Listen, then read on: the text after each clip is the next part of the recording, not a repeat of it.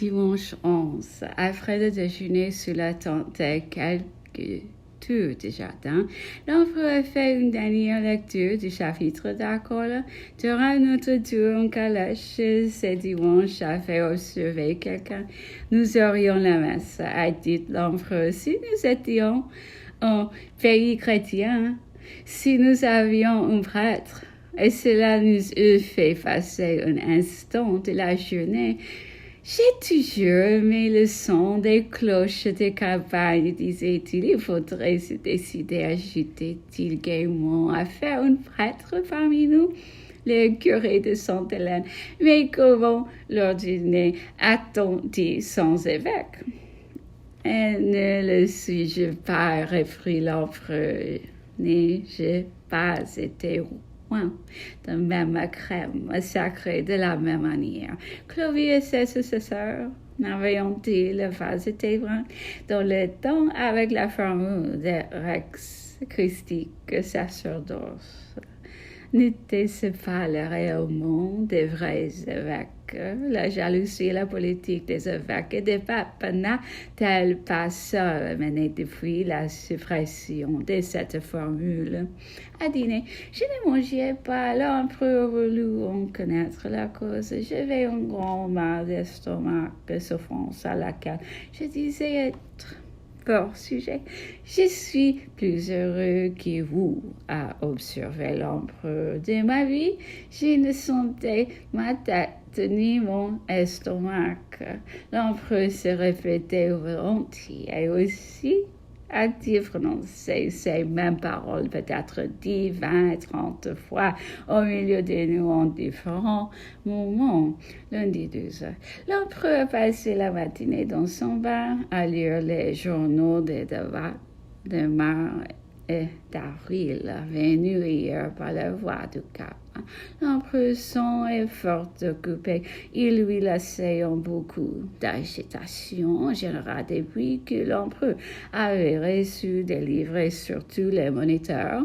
Il demeurait beaucoup plus chez lui, sortait à peine plus de cheval, pas même la calèche, à peine respirait quelques instants dans le jardin.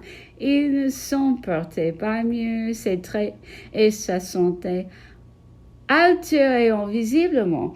Aujourd'hui, je l'ai trouvé lisant les croisades des Michauds qu'il a quitté pour parcourir les mémoires de Besenval. Il s'est arrêté sur le duel de M. le comte d'Artois et du duc de Bourbon. Ils ont trouvé les détails curieux, mais bien loin de nous. Il est difficile, disait-il, de voir des temps plus rapprochés et des mœurs aussi différentes. Dans le cours des conversations du jour, il est arrivé à l'empereur de dire de nouveau ce que je dois avoir déjà mentionné ailleurs, que sa plus belle manœuvre avait été à Eckmühl, sans toutefois la spécifier davantage. L'exprimer est au moment même de l'impression de ce volume, mais regrette cet égard à un de mes amis auquel j'ai laissé parcourir mon manuscrit. Il m'a dit qu'il n'hésitait pas à prononcer que ce mot de l'empereur du son s'entendre, non seulement de tout l'ensemble de la bataille, mais encore de celui de toute la campagne qui disait être celle qui avait renfermé le plus d'embarras et requis le plus de combinaisons et de génie. L'empereur, me disait-il, il est toujours en action. Il tient constamment les fils qui non seulement vont déterminer la victoire sur le terrain où il opère, mais réagiront encore sur l'universalité de l'Europe. Il a voulu me le prouver et cette circonstance m'a valu son secret.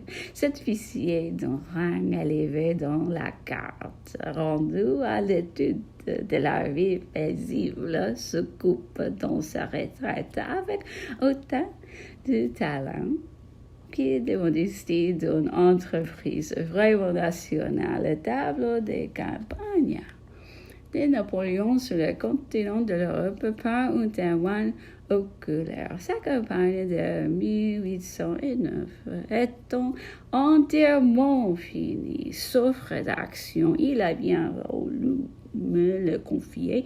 Il m'a fait un signe à faveur de la mettre à mon entière et libre disposition. Elle m'a vivement attachée, et y trouvant grand nombre de circonstances et des choses inédites, des opinions et sentiments tout à fait identiques avec les miens, marchant directement à mon bout, je n'ai pas hésité à en introduire ici de grandes portions. Mon embarras n'a été que celui du choix à faire sur 300 pages, appuyées de pièces notées, documents authentiques.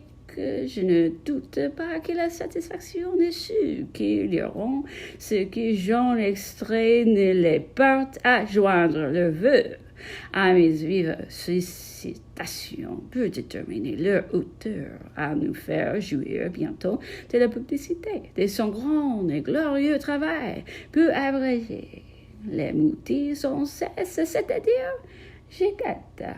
L'auteur a commencé par démontrer très bien que la coalition contre la France n'a cessé d'exister depuis 1793 jusqu'à 1814, soit ouvertement, soit dans le secret des cabinets et au fond du cœur de la haute aristocratie européenne, que le cabinet anglais a été constamment le cœur et la tête de cette ligue permanente, que toutes les campagnes du continent n'étaient que des épisodes de la grande lutte contre l'Angleterre et la France.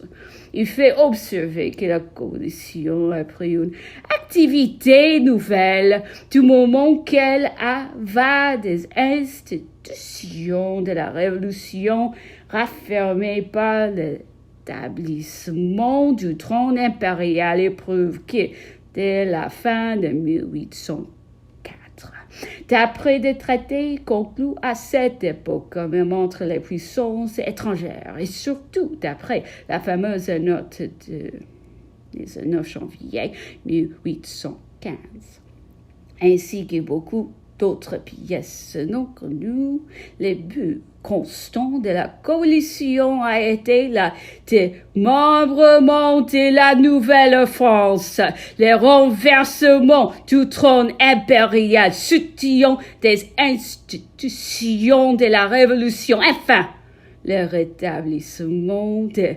l'ancien ordre des choses. Il fait voir Napoléon perpétuellement réduit à se défendre contre les attaques du moment.